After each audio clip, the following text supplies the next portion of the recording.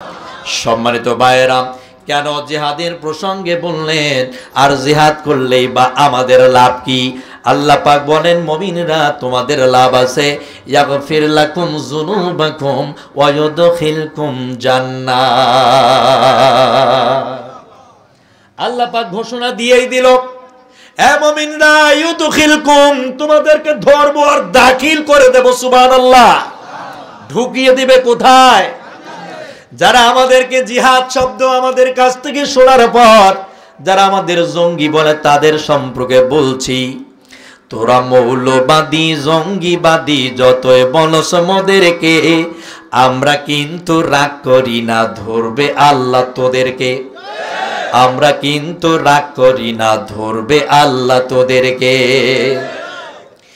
মুসলিম ঘরে জন্ম নিয়েও আনলে না বুঝ অন্তরে, হিসাব নিকাজ কেমনে দিবি পরকালের দপ্তরে।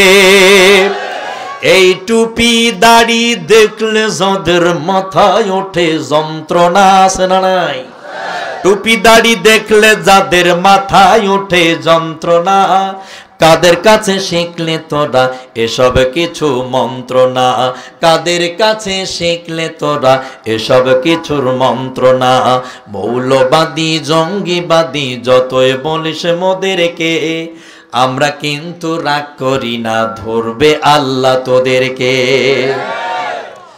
লম্পটেরই আড্ডাখানা বানাইছো এই দেশটারে, নবীকে সন্ত্রাসী বলছে ওই বিয়াদব আজগরে। আর নবীর শানে বিয়াদবি উঠলে কারো মুখেতে, নবীর শানে বিয়াদবি উঠলে কারো মুখেতে, তাদের মুখে লাগাও তালা বাংলাদেশের বুকেতে, তাদের মুখে লাগাও তালা বাংলাদেশের বুকেতে। কথা বলেন ঠিক কিনা? আমরা জঙ্গি বা সন্ত্রাসী নই।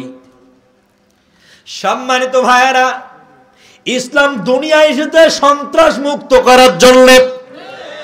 ইসলাম দুনিয়ায় এসেছে জঙ্গির গোষ্ঠীকে নির্মূল করার জন্য। জঙ্গি যদি কাউকে বলতে চান, সন্ত্রাসী যদি আপনারা কাউকে বলতে চান, তাহলে ইসরায়েলের ইহুদির বাচ্চাদের বলতে পারে, অথবা আমেরিকাকেও বলতে পারেন, কোনো সমস্যা নাই।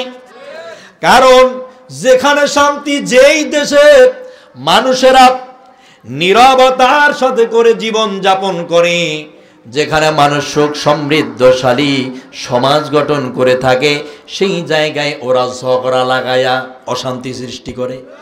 কথা বলে না কেন? কেন ইতিহাস কি আপনাদের জানা নাই? সন্ত্রাস কাকে বলে ভাইয়েরা? একটু বুঝতে হবে। সন্ত্রাস হলো আমেরিকা। কিভাবে? আফগানের মুসলমানগুলো নিরীহ ছিল। মুসলমানগুলো আল্লাহ রসুলের কাজ নিয়ে তারা ব্যস্ত থাকতো, অসহায়ত্বের জীবন তারা যাপন করত, স্বাভাবিকভাবে তারা চলাফেরা করত। এই আমেরিকা এক সময় আফগানের কাছে একটু জায়গা ছিল, ভিক্ষা চেয়েছিল। এই মুসলমান জাতি যে মায়ের খায়, এই মুসলমানের শরীর থেকে যে রক্ত ঝরে, তার একমাত্র কারণ হলো এই জাতির বড় মায়া আর দয়া আর ভালোবাসা একটু বেশি। কথা বলে না কেন? এই জাতির একটু ভালোবাসা বেশি, এরা মানুষকে সহজে ভালোবাসতে পারে, যার কারণে এই জাতির শরীর থেকে রক্ত ঝরে।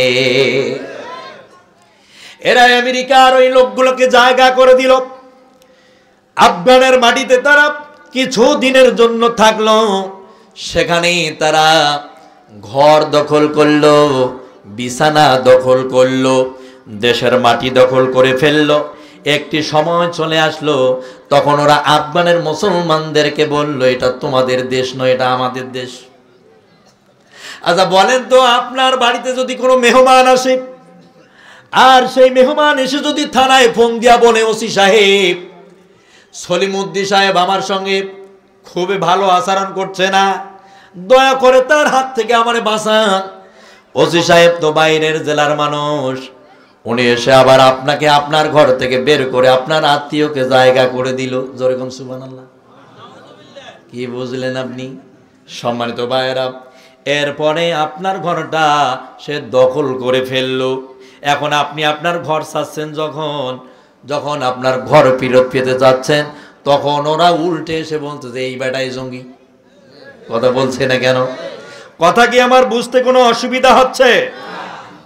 আমি ধীরে ধীরে এই জন্য বলতেছি যাতে স্পষ্ট ভাবে বুঝতে পারেন, মাথায় যাতে এই বিষয়গুলো থাকে। সম্মানিত ভাইরা, আমেরিকা যখন তাদের জায়গাটা দখল করতে ছিল, তখন আফগানের মুসলমানগুলো হাতে অস্ত্র তুলে নিল। নিজের দেশ নিজের মাটিগুলোকে ফেরত পাওয়ার জন্য যখন অস্ত্র নিয়েছে, তখন ওই আমেরিকা আবার আফগানের মুসলমানদেরকে সন্ত্রাসী বলেছে। সম্মানিত বন্ধুগণ, সেখানে হয়ে গেল যুদ্ধ, কয়েক লক্ষ মানুষ জান হারালো, মুসলমানরা চলে গেল, মারা গেল, শেষ হয়ে গেল। লাভ হলো কার, ক্ষতি হলো কার, একটু বুঝতে হবে। এরপরে চলেন, শুরু হয়ে গেল আমাদের প্রথম কেবলা মসজিদুল আকসাকে নিয়ে। সম্মানিত ভাইয়েরা, ইসরায়েলের ইহুদিরা মুসলমানদের কাছে ভিক্ষা চেয়েছিল, ভাই একটু খাইতে দাও, থাকতে দাও। এই মুসলমানের দয়া বেশি, মায়া বেশি, যার কারণে তারা সেই মসজিদুল আকসার পাশে একটু জায়গা করে দিল। শুরু হয়ে গেল নাটক, শুরু হয়ে গেল সিনেমা। ধীরে ধীরে পর্যায়ক্রমে তারা আমাদের মসজিদুল আকসাটাকে তারা গ্রাস করার লক্ষ্যে কাজ শুরু করেছে। তখন মুসলমানরা নামাজ পড়তে পারে না, নামাজে দাঁড়ালে নামাজরত মুসল্লিদের ওরা ডিস্টার্ব করে। কথা বলছে না কেন?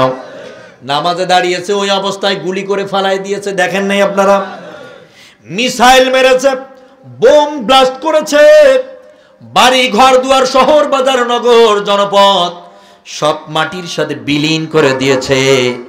ওদেরকে কেউ জঙ্গি বলল না, ওদেরকে কেউ সন্ত্রাসী বলল না। মসজিদুল আকসার পাশের জায়গাটা হলো আপনার সেই বাহিনীদের কথা বলতে যাচ্ছি, যারা হলেন হামাস বাহিনী। ওরা কিন্তু গাজা থেকে তুলে এসে মসজিদুল আকসার আশেপাশের মুসল্লিদের স্বাধীনতা দেওয়ার জন্য যুদ্ধের ময়দানে জিহাদ করার জন্য লেগে পড়েছে। যখন হামাস বাহিনী শুরু করেছে মুসলমানদের পক্ষ নিয়ে, তখন আমেরিকা এদের জঙ্গি বলেছে।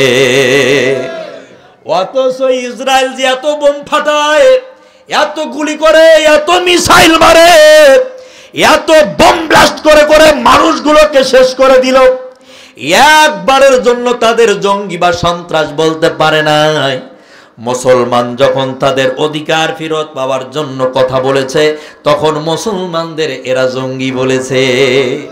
সেখানে এখনো যুদ্ধ চলছে, কথা বলে না কেন?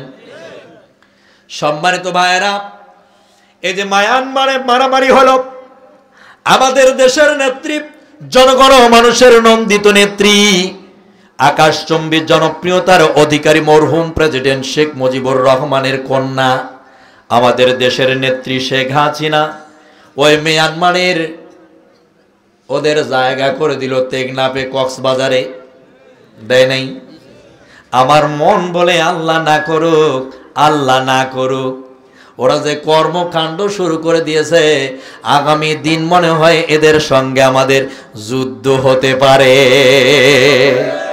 কারণ দেখেন না আপনি ইতিহাস, আমেরিকা সেখানে গিয়ে ঢুকেছে, যুদ্ধ হয়েছে। ইসরায়েল গিয়া ঢুকেছে, ফিলিস্তিনে যুদ্ধ চলছে। মায়ানমার এসে বাংলাদেশে ঢুকে গেছে। আমার মন বলে হতে পারে আমরা আমাদের দেশের নেত্রীর কাছে জোর দাবি দিয়ে আমরা জানাই, আল্লাহর হস্তে আপনি মায়ানমারিদেরকে ওদের দেশে আপনি আন্তর্জাতিক লেভেলে যেভাবে পারেন বুঝাইয়া পাঠাইয়া দেন। আপনারা কি বলেন? আরো জোরে বলেন। সম্মানিত ভাইয়েরা, আমরা অশান্তি চাই না, আমরা মুক্তি পেতে চাই। মুসলমানেরা কখনো সন্ত্রাস তৈরি করে না, মুসলমানেরা সন্ত্রাস নির্মূল করার জাতি, কথা বলে না কেন? মুসলমানেরা কোনো ইতিহাসে কখনো কোনো জায়গায় এভাবে সন্ত্রাস করে নাই, করবে না। যতদিন কিয়ামত হবে না ততদিন এই মুসলমান পৃথিবীতে সন্ত্রাস করতে চাবে না। কারণ ইসলাম আমাদের সন্ত্রাসে বিশ্বাসী নয়। কথা বলছে না কেন? ইসলাম কি সন্ত্রাসে বিশ্বাসী? সম্মানিত বন্ধুগণ, এজন্য বলবো জিহাদ এমন একটি আয়াত, যে আয়াতটাকে মানা প্রত্যেকটা ইমানদারের জন্য ফরজে আইন। কি আইন? ফরজে আইন। আর এই পথে যদি আপনি থাকতে পারেন, চেষ্টাটা যদি আপনার থাকে, অন্তঃকরণে যদি আপনার শুধু জিহাদি তামান্নাটা থাকে, আপনি জিহাদ যদি করতে নাও পারেন, জিহাদের ময়দানে যদি আপনি অংশগ্রহণ করতে নাও যান, আপনি যদি জ্বরেও পড়ে মরে যান, আপনি যদি এমনি পড়ে মরে যান, তারপরেও জিহাদের তামান্নার প্রথম কাতারের প্রথম লাইনের খাতায় নাম চলে যাবে।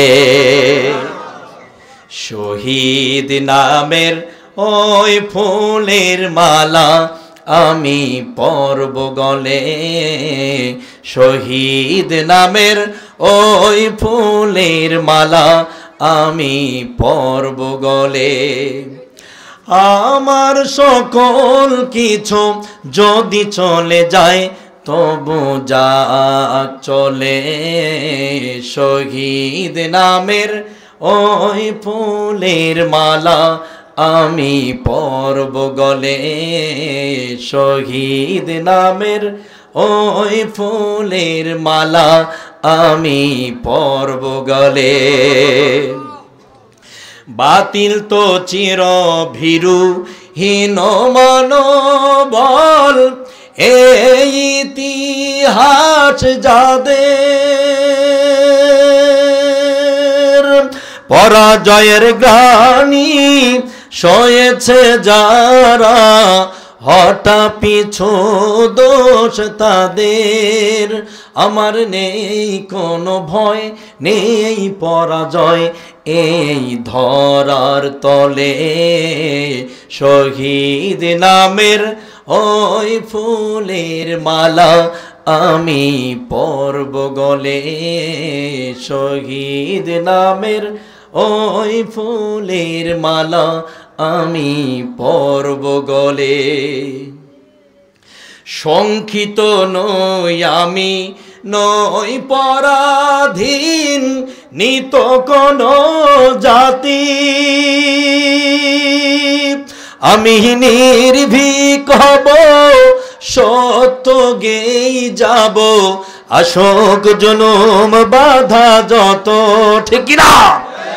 আমি সব কিছুকে পায়ে দুলে শুধু এগিয়ে যাব, শহীদ নামের ওই ফুলের মালা আমি পরব গলে, শহীদ নামের ওই ফুলের মালা আমি পরব গলে।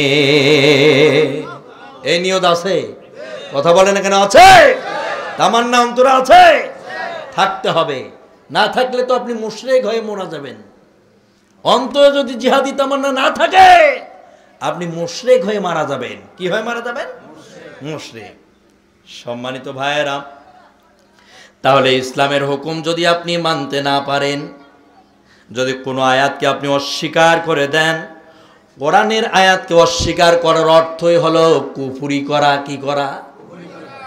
যারা বই থেকে বর্তমান সময় জিহাদ শব্দটাকে তুলে দিয়েছে, সম্মানিত বন্ধুগণ, তাদের বলি, যারা আল্লাহর কোরআনের একটি আয়াতকে যারা তুলে দিয়েছে, সরিয়ে ফেলেছে, আমি তাদেরকেই বলছি, আপনি তো কুফরি করে ফেললেন। কুফরি মানেই হলো কাফের হয়ে যাওয়া, আর কাফের হয়ে গেলে তো কাফেরের সঙ্গেই জিহাদ করা। কথা বলে না কেন? আরো জোরে বলেন। বহুত বড় বড় জ্ঞানী মানুষ আমাদেরকে টেলিফোন করে বলে দেয়, হুজুর জিহাদের বক্তব্য দেন, আমরা কার সঙ্গে জিহাদ করব? আমরা তো মুসলমান, ও তো মুসলমান, জীবনেও তো শুক্রবার অথবা জুমা অথবা ঈদের নামাজগুলো আদায় হয়, আমরা তো সবাই ইমানদার, কার সঙ্গে করব?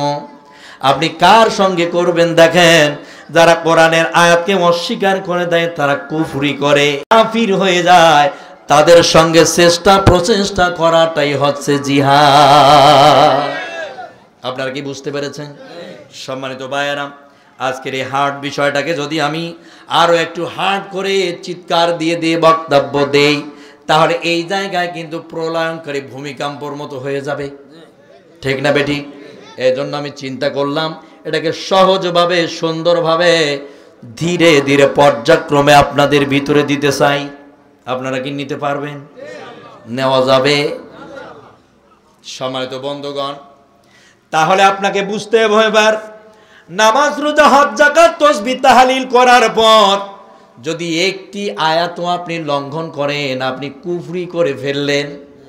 যেমনটা আপনাদের বলি, মক্কায় কিন্তু ভালো ভালো মানুষ ছিল নবীজির বংশে। তাদের মধ্যে অন্যতম যেমন আবু তালিবের কথাটারে নিয়ে আসা যায় এখানে।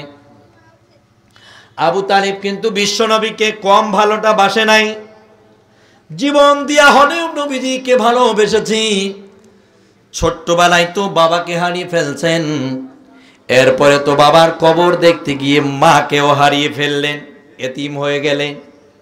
মক্কাতুল মুকাররমার রীতি আর নীতি ছিল, নিয়ম ছিল, যদি ভাই অথবা ভাবি সাহেবা যদি মারা যান, তার সন্তানের দেখাশোনার দায়িত্বভার সবকিছু চাচার উপরে চলে যায়। সেই সূত্রে বিশ্বনবীর দেখাশোনার সব রকমের দায়িত্বভার আবু তালিবের ওপরে গিয়েছিল। ঠিক না বেঠিক? আবু তালিব পর্যায়ক্রমে বিশ্বনবীকে ছোটবেলা থেকে লালন পালন করলেন, এরপরে কোলে পিঠে করে মানুষ করলেন। কোথাও গেলে আবু তালিব বিশ্বনবীকে কোলে করে নিয়ে যেতেন, এমনকি ছোট্টবেলা গোশত চাবায়া চাবায়া নরম করে আপনার আমার কলিজার টুকরা নবীর মুখের ভিতর ঢুকিয়ে দিয়েছে। যেরকম আল্লাহু আকবার। সম্মানিত ভাইরা, কুফরি করলে যতই আপনি নিকটবর্তী হন না কেন আপনি জাহান্নামী হয়ে যাবেন। এটাই প্রমাণ করার জন্যই বিষয়টাকে আমি নিয়ে আসলাম। সম্মানিত বন্ধুগণ, আবু তালিব পর্যায়ক্রমে যখন এভাবেই শিশু মোহাম্মদকে লালন পালন করে নিয়ে আসলেন, একটি পর্যায়ে আবু তালিব বিশ্বনবীকে নিয়ে বাণিজ্যিক কাফেলা নিয়ে শামশিরিয়ায় গিয়েছেন। সেখানে পাদ্রী বুহায়রা রাহেব আবু তালিবকে বলেছে, আমি তো এর অপেক্ষায় ছিলাম, আমি তো গবেষণা করছিলাম, আমি চিন্তার ভিতরে ছিলাম এই রাস্তা দিয়ে একজন মহামানব আসবে, এটি অন্য ভিন্ন আর কেউ না, এই ছেলেটাই হচ্ছে আহাম্মদ, এটাই হলো মুহাম্মদ। হাত ধরে বলছিল, ধরে বললেন, আপনি যদি আপনার সন্তান তারে বাঁচাতে চান, আপনি যদি আপনার এই ভাতিজারে বাঁচাতে চান, দ্রুত তারে নিয়ে আপনি মক্কায় ফেরত চলে যান। বিশ্বনবীর চাচা আবু তালিব তখন সিরিয়া আর শামে না গিয়া পিছনের দিকে ব্যাগ হয়ে চলে গেলেন, গিয়ে বললেন, ভাতিজারে তোমার জন্য আজ ব্যবসা বাদ দিয়ে দিলাম, যত লাভ হোক না কেন সবগুলোকে আমি পরিত্যাগ করে দিলাম। কতটা ভালোবাসে চিন্তা করেন। বিশ্বনবীকে নিয়ে আসলেন বাসায়। আল্লাহর হাবিব জনাবি মুহাম্মদ রাসূলুল্লাহ সাল্লাল্লাহু আলাইহি ওয়াসাল্লামকে সামনে রেখে বললেন, বাবা আমি যতদিন বেঁচে আছি, যতদিন থাকব, ততদিন মক্কার বিভিন্ন জায়গায় তুমি তোমার আল্লাহর দাওয়াত দিবে। এমন কোন মায়ের পুজো এখনো বেঁচে নাই বা আসবে বা থাকবে, আমি আবু তালিব থাকা অবস্থায় আমার ভাতিজাকে বাধাগ্রস্ত করতে পারে। কেউ তোমার দাওয়াতে বাধা দিবে না, তুমি তোমার আল্লাহর দাওয়াত চালাও। তবে শুনে রাখ বেটা, আমি বহুত পুরানা মানুষ, মক্কার বড় সবচেয়ে বড় লিডার, মক্কা মদিনার যত মানুষ আছে সবার আমি মুরব্বি পারছেন, আমাকে সবাই শ্রদ্ধা করে সম্মান করে। আমি যেই ধর্ম মানি না কেন আমার ওপরে বেশি চাপাচাপি কইরো না। তুমি তোমার ধর্ম, তোমার ইসলাম তুমি চালাও, কোনো সমস্যা নাই। নবীজির চাচার এই কথা শুনে বুকের মধ্যে সাহস পেলেন বেশি। প্রচণ্ডভাবে মক্কার বিভিন্ন শহরে বাজারে নগরে ছড়িয়ে ছিটিয়ে গিয়ে প্রত্যেকটি ঘরে ঘরে প্রতিটি দ্বারে দ্বারে প্রত্যেকটি মানুষের কাছে গিয়া বললেন, ইয়া কওমি ইবুদুল্লাহ মা লাকুম মিন ইলাহিন গায়রুহু। আরো জোরে বলেন না আল্লাহু আকবার। সম্মানিত ভাইয়েরা, রাত গভীর হয়েছে বলে কি আপনারা ক্লান্ত হয়ে গেলেন? ক্লান্ত হয়েছেন? আবু তালিবের কথা শোনার পরে বিশ্বনবী দাওয়াত প্রচন্ড ভাবে দিচ্ছে, কেউ তাকে বাধা দিতে পারে নাই, কেউ তারে থামাতে পারে নাই। যখন আবু তালিব অসুস্থ হয়ে গেলেন, বিছানায় পড়ে গেলেন, বিশ্বনবী আর দাওয়াত দিতে পারতেছেন না, কোথাও যেতে পারছেন না, কারণ কলিজার টুকরা চাচা, যার কারণে আজ এত বড় সাহস নিয়ে তিনি দাওয়াত দেন। মাথার ওপরের ছাদটা যেন ভেঙ্গে বিছানায় পড়ে গেছে। চাচার কাছে গিয়ে বললেন, চাচা যান, ছোট্টবেলায় তো আব্বাকে হারিয়েছি, দেখতে পারি নাই, মাকেও হারিয়েছি। আপনি চাচা আমার বাবা, আপনি আমার মা, আপনি আমার জীবনের সব দুঃখ হাসি কান্না যা ছিল সব আপনি। আজ আপনি বিছানায় পড়ে গেছেন। ও চাচা, আপনার কাছে এই কথা জীবনেও বলি নাই, আজ একটা কথা বলতে চাই, সেটা হলো এই। ও চাচা, আপনি একবারের জন্য শুধু লা ইলাহা ইল্লাল্লাহ, শুধু লা ইলাহা ইল্লাল্লাহ বলবেন, মুহাম্মাদুর রাসূলুল্লাহ বলার দরকার নাই, কারণ আমি মুহাম্মদ তো আপনার ভাতিজা, এর চেয়ে আর বেশি কি আছে? জোরে কোন আল্লাহু আকবার। আপনি শুধু লা ইলাহা ইল্লাল্লাহটা বলেন, আর মুহাম্মাদুর রাসূলুল্লাহ বলতে হবে না, কারণ আমি রসুল তো আপনার ভাতিজা, আমি এমনি খুশি থাকব। আপনি শুধু বলেন আল্লাহ ব্যতীত আর কোনো উপাস্য নাই, আর বেশি শুনতে চাই না। বিশ্বনবীর দেখে আবু তালিব চোখটা খুলে তাকায়া বললেন, ভাতিজা রে, এতে দেখো তোমার ডানের দিকে আর বামের দিকে এই যে মানুষগুলো দাঁড়িয়ে আছে, এই মানুষগুলো কোনো সাধারণ মানুষ নয়। এই আবু জাহেল হচ্ছে মক্কার সবচেয়ে বড় লিডার। এই আবু জাহেলের বড় ছেলে উতবা, এও কিন্তু একজন মন্ত্রী মানুষ। তার ছোট ছেলে সাহেবা, সেও কিন্তু একজন দায়িত্বশীল।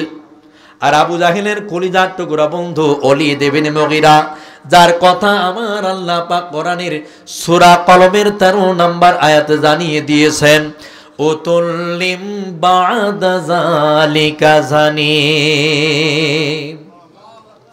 আল্লাহ পাক বলেন, এই উতুল্লিম বা'দা যালিকা জানিম, ওলীদ ইবনে মুগীরা হলো আবু জাহেলের কলিজার টুকরা বন্ধু। সেও সেদিন ওই জায়গায় দাঁড়িয়েছিল। আবু তালিব বললেন, এরা সবাই হচ্ছে মক্কার সবচেয়ে বড় বড় লিডার, এরা হচ্ছে নেতা মানুষ। এদের কথা শুনে কিন্তু পুরো মক্কার মানুষেরা চলাফেরা করে। এদের কথাই হচ্ছে এই দেশের আইন, এদের কথাই হচ্ছে দেশের সমাজ ব্যবস্থার সবচেয়ে বড় কথা। এটাই হচ্ছে মূলত বিষয়ের বেটা। এই মুহাম্মদ শুনে রাখ, আমি অবশ্যই তোর কালিমাকে ভালোবাসি, তোর আল্লাহ তারেও আমি কলিজা দিয়া ভালোবাসি। আর তুমি আমার ভাতিজা নবী, আমি তোমারেও তো জানের থেকে বেশি ভালোবাসি। কিন্তু বাবা, আদি শেষ অন্তিম মুহূর্তকালীন সময় আমি এই লা ইলাহা ইল্লাল্লাহ বলতে পারবো না, বলতে পারবো কিন্তু বলা যাবে না, কারণ এই নেতাগুলো আগামীকাল সকালবেলা মক্কার চতুর্দিকে ছড়িয়ে ছিটিয়ে বলে বের হবে যে এই আবু তালিব একটা ভীতু মানুষ, তার ভাতিজা মুহাম্মদ তারে জাহান্নামের ভয় দেখিয়েছে, এই ভয়ে সে ভীতু হয়ে কালেমা পড়েছে। এই বেটা শুনে রাখ, এই মৃত্যুর সময় আমি এত বড় মুখে চুনকালি লাগাতে পারবো না। আমার একটা ক্রেডিট রয়েছে, আমার একটা সম্মান রয়েছে, আমি এইটা কখনো করতে পারবো না। শুনে রাখ রে বেটা, আমি সব কিছু জানি, সব কিছু বুঝি, আমি জানি যে তোমার আল্লাহ হক। জোরে কন্যা আল্লাহু আকবার। এই বেটা শুনে রাখ, আরে ঘরের ভিতরে 360 খানা যে মূর্তি আমাদের ভগবান বা খোদা, এগুলো সব ভুয়া খোদা। এগুলো কি খোদা? সব আছে ভুয়া। এগুলো হচ্ছে নকল খোদা, এগুলো নকল স্রষ্টা, এগুলো কেউ অরিজিনাল খোদা নয়। এগুলো আমাদের বাপ দাদারা নিজের হাত দিয়ে তৈরি করে সেখানে রেখে দিয়েছে, ওরা আমাদের তৈরি। ওরা আবার কেমনে আমাদের খোদা হয় আমার জানা নাই। কথা বলছে না কেন? আবু তালিবের এই বিষয়টা আপনি পড়বেন ভালো করে গিয়া। আবু তালিব পরিষ্কার ভাবে বলে জানাই দিলেন, বেটা বলা যাবে কিন্তু এখন বলা যাচ্ছে না, কারণ আগামীকাল সকালবেলা প্রচার ভাবে প্রচার করে দেবে এরা। ঠিক না বেঠিক? বিশ্বনবী মনটা অন্ধকার করলেন, ঘরের ভিতর থেকে বের হয়ে বাইরে গিয়ে দাঁড়ালেন। আর আকাশের দিকে তাকাচ্ছেন, মনে মনে বলছেন, আল্লাহ, যে মানুষটা সারাটা জীবন আমাকে কোলে পিঠে করে মানুষ করলো, মুখের ভিতরে গোশত ঢুকায়া চাবায়া চাবায়া নরম করি আমি মুহাম্মদের মুখের ভিতরে ঢুকায়া দিল, যে মানুষটা থাকা অবস্থায় মক্কার কোনো কাফের আমাকে দাওয়াতি কাজে বাধা দিতে পারে নাই, সেই মানুষ আজ মারা যায়। আল্লাহ, সে কি আসলে হেদায়েত পাবে কি না জানি না। আল্লাহ, তুমি আমার চাচাকে হেদায়েত করো। সম্মানিত ভাইয়েরা, কথা বলছেন মনে মনে। এরই মাঝে ভিতর থেকে একজন সাহাবী দূর দিয়ে বের হয়ে আসলেন, এসে মাঠের মধ্যে এসে বললেন, ইয়া রাসূলুল্লাহ, আপনার কলিজার টুকরা চাচা একটু আগে আমার এই উড়ুর ওপরে মাথা ছিল, চলে গেল, পরলোক গমন করলো। উরু মানে হলো সরু, পায়ের এই মোটা অংশটা। আপনার চাচা আমার পায়ের এই জায়গায় মাথা রেখে শেষ নিঃশ্বাস ত্যাগ করেছেন। নবীজি টপ টপ করে চোখের পানিগুলোকে ফালালেন, আর দাড়ি মোবারক বেয়ে বেয়ে বুকে চলে আসলো। বিশ্বনবী সেখানে ক্রন্দন করলেন, করার পরে তাকিয়ে আছেন। সাহাবী বললেন, ইয়া রাসূলুল্লাহ, আপনার চাচাকে আপনি যেই কালেমাটা পড়তে বলছিলেন, আপনি যেই কাজগুলো করতে বলছিলেন, সে জোরে বলতে পারে নাই, আমি স্পষ্ট শুনতে পারি নাই, তবে আমার উড়ুর ওপরে মাথা ছিল, আমি তার মুখের দিকে ঠোঁটের দিকে তাকাচ্ছিলাম, কিন্তু মৃত্যুর সময় আমি দেখতে পেলাম তার ঠোঁট দুটো নড়ে উঠল, মনে হয় আপনার পড়ানো বা শেখানো কালেমা সে পড়েছে। বিশ্বনবী বললেন, আরে সাহাবী শুনে রাখ, আমার চাচা আমার সজ্ঞানে সউপস্থিতিতে আমি সামনে দাঁড়ায়া বললাম, চাচা আপনি একবার বলেন লা ইলাহা ইল্লাল্লাহ মুহাম্মাদুর রাসূলুল্লাহ। কখনোই আপনার বলতে হবে না, কারণ আমি আপনার ভাতিজা, আমি এমনি খুশি আছি, আপনি একবার বলেন। যদি আপনি একবার বলেন, হাসরের ময়দানে আমি রাসূল আল্লাহর সঙ্গে ঝগড়া করে হলেও আপনাকে জান্নাতে নিয়ে যাব। আমার চাচাকে আমি এভাবে বুঝায়া বলছিলাম, আমি আল্লাহর সঙ্গে তর্ক বিতর্ক করে হলেও আমার চাচা কলিজার চাচাদের জান্নাতে নিয়ে যাব। কিন্তু আমার চাচা তো আমার সামনে আমার সজ্ঞানে সউপস্থিতিতে বলতে পারে নাই।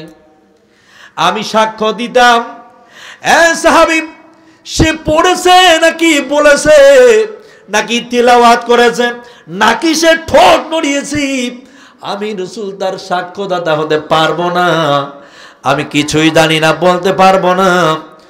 সাহাবী একটু স্ট্রং হয়ে বললেন, ইয়া রাসূলুল্লাহ, তাহলে আপনার মতো চাচার আপনার মতো ভাতিজা থেকে তার লাভ কি হলো? আপনি যে তার ভাতিজা হলেন, আর আপনার ভাতিজা এইভাবে মারা যায়, আপনি তার জন্য কি ভূমিকা পালন করবেন? ইয়া রাসূলুল্লাহ, আপনার চাচার লাভটা কি হলো? আপনার মতো ভাতিজাকে লালন পালন করে বলেন। বিশ্বনবী বললেন, এ সাহাবী, তুমি অমন করে কোনো কথা বলো না, অবশ্যই লাভ হয়েছে। আমি যদি শুধু মুহাম্মদ আবু তালিবের ভাতিজাটা শুধু যদি না হতাম, তাহলে এই আবু তালিবের মাথার চুল থেকে শুরু করে নিয়া পায়ের শিপি পর্যন্ত আগুন ধরিয়ে দেওয়া হতো। এ সাহাবী, পরিষ্কার কথা বলতে শুনে নাও, আমি মুহাম্মদ তার ভাতিজা বলে আখিরাতের ময়দানে জাহান্নামে যখন আমার চাচা আবু তালিবকে নিক্ষিপ্ত করা হবে, ঠিক ওই সময় আমার চাচার মাথার মধ্যে একটা আগুনের টুপি পরা হবে, আর আমার চাচার পায়ের মধ্যে একজোড়া আগুনের জুতা পরিয়ে দেওয়া হবে। এই আগুনের জুতা নিজ দিক থেকে তাপমাত্রা প্রশস্ত করবে, আর ওপরের দিক থেকে এই টুপিটা তার তাপমাত্রা প্রশস্ততা করবে, যার ফলে তার মগজগুলো, রক্তগুলো চোখ মুখ কানগুলো দিয়ে গলে গলে বের হয়ে যাবে।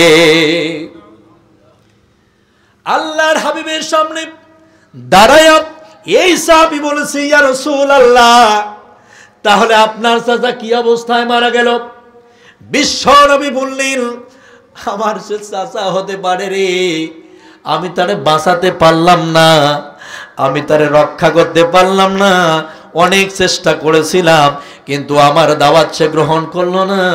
এখন আমার চাচা মরে গেছে মুশরিক হয়ে। এখানে ভালোবাসা দিয়ে ইসলাম পাওয়া যায় না, সম্পর্ক দিয়ে ইসলাম মানা হয় না। আর এখানে স্বজনপ্রীতি চলে না, ইসলামের কাজ করা লাগবে। ইসলামের কোরআনের আয়াতগুলোর আইন লঙ্ঘন করা যাবে না, হাদিসগুলোর হুকুমগুলো মানতেই হবে বাধ্যতামূলক। কোরআনের আয়াতের ব্যাখ্যা বিশ্লেষণগুলোকে জান দিয়ে হলেও রক্ষা করা লাগবে। যদি কেউ কোরআনের আয়াতের এই হুকুমগুলোকে জান দিয়া রক্ষা করার চেষ্টা করে, এই চেষ্টা করতে করতে যদি মারা যায়, মহান রাব্বুল আলামিন নির্ঘাত তারে জান্নাত দেবে।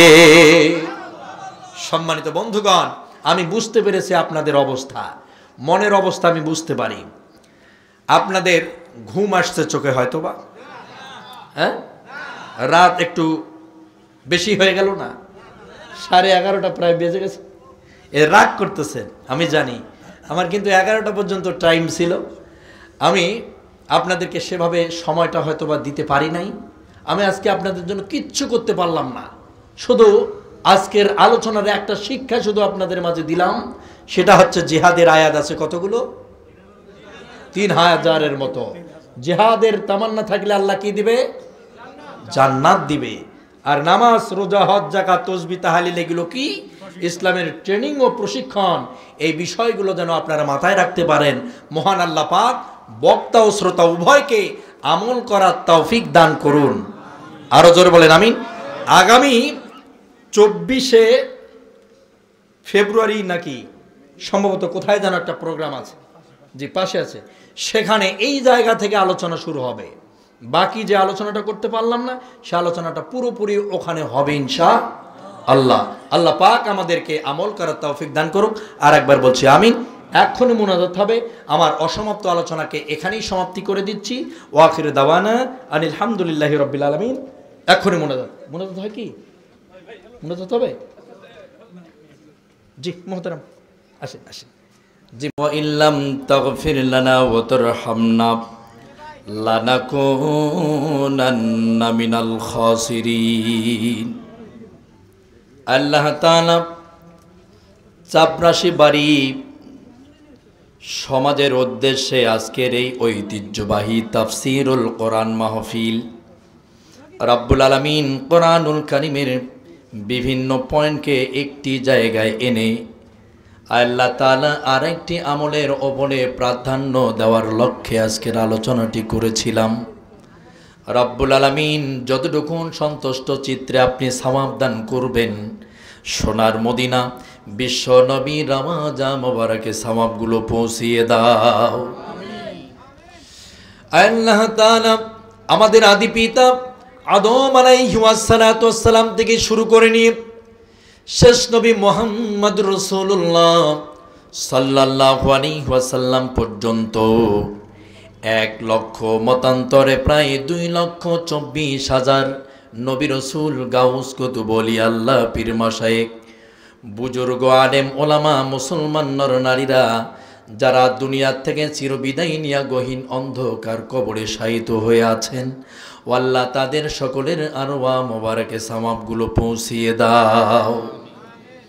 মেহেরবান আল্লাহ, আজকের এই ঐতিহ্যবাহী তাফসীরুল কোরআন মাহফিলের সম্মানিত সুযোগ্য মুআজ্জাজ মুহতারাম মাননীয় সভাপতি এবং আজকের মাহফিলের প্রধান অতিথি আমন্ত্রিত ওলামায়ে হযরত যারা দূর দারাজ থেকে কোরআন শোনার জন্য আসছে, রব্বুল আলামিন আজকের এই আলোচনাকে কেন্দ্র করে আমাদের সকলের জন্য নাজাতের কারণ বানায়া দাও। আল্লাহ তাআলা একটি প্রোগ্রাম তৈরি করতে গেলে এই যে অজস্র শ্রম দেওয়া লাগে, আল্লাহ তাআলা যারা শ্রম দিয়ে, মেধা দিয়ে, বুদ্ধি দিয়ে আর টাকা পয়সা দিয়ে, মাথার ক্যালোরি খরচ করে যারা তোমার কোরআন শোনা আর বলার প্রচেষ্টাটা চালায়, ও আল্লাহ এই মানুষগুলোর হায়াতগুলোকে তুমি প্রশস্ততা দান করে দাও। আল্লাহ তাআলা আজকের এই মাহফিলে যারা ছিল তারা সকলে আমার শিক্ষক তুল্য। রাব্বুল আলামিন আল্লাহ তাআলা আমরা যারা হাত তুলেছি রব্বুল আলামিন, আমরা সবাই মিলে তোমার কাছে বলছি, আমাদের জীবনের জানা অজানা, শয়নে স্বপনে, নির্জন গোপনে, একান্তভাবে যেই গুনাহগুলো করেছি, আল্লাহ দয়া করে তুমি আমাদের মাফ করে দাও।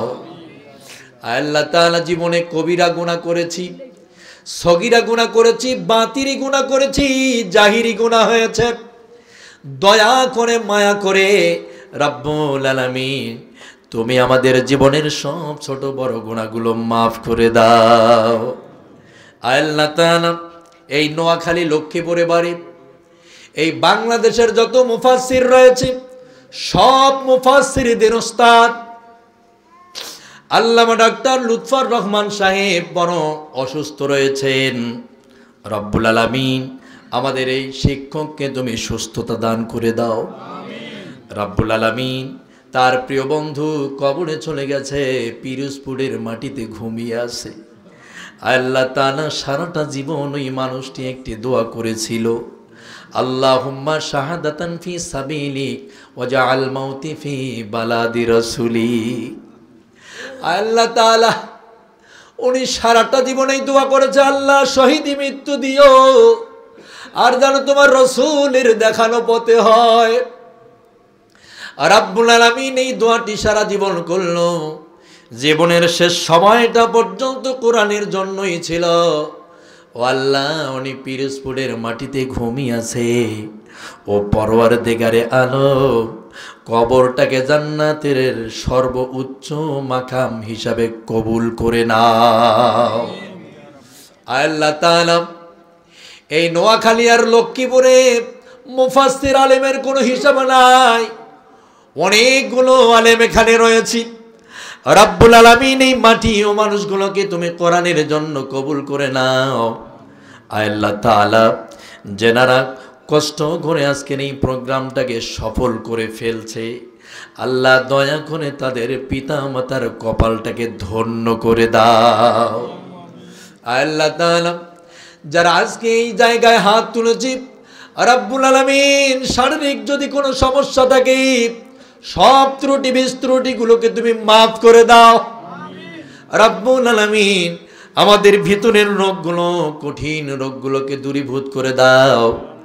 আল্লাহ তাআলা মিডিয়ার ভাইয়েরা দোয়া চেয়েছেন, একটি ছেলে আজকের এই প্রোগ্রামে আসার সময় রাস্তায় মোটরসাইকেল অ্যাক্সিডেন্ট করে পা ভেঙে গেছে। আল্লাহ যারা মাঠে ময়দানের আলোচনাগুলোকে নিয়ে বহির্বিশ্বে যারা ছড়িয়ে ছিটিয়ে দেয়, রব্বুল আলামিন দয়া করে তুমি এদেরকে ইসলামের মেরুদণ্ড বানায়া দাও। আল্লাহ তাআলা পুরো গ্রামের উত্তর দক্ষিণে পূর্ব পশ্চিমে যতগুলো কবর রয়েছে, রব্বুল আলামিন কোন কবরের মধ্যে যদি কোনো আযাবের ফেরেশতা এসে থাকে, দয়া করে মায়া করে তোমার রহিম ও রহমান নামের উসিলা করে, গাফফার ও সাত্তার, জলিল ও জব্বার নামের উসিলা করে, গুণবাচক সিফাতি নামের উসিলা করে কবরের আযাবগুলোকে চিরতরে বন্ধ করে দিয়া অনন্তকালের চিরস্থায়ী জান্নাতের ব্যবস্থা করে দাও। আল্লাহ তাআলা আমাদের এই গভীর রাতে মনে পড়ে গেছি আব্বা জান আর আম্মা জানের কথা। আল্লাহ তাআলা আমাদের মা জননী সহস্র কষ্ট সহ্য করেছেন, পেটের মধ্যে নিয়ে চলাফেরা করেছেন 280 দিনের ব্যবধানে এই দুনিয়ায় আসলাম। রব্বুল আলামিন মা জননী কত যে কষ্ট পেয়েছে, ঋণ পরিশোধ করার কোনো সাধ্য নাই।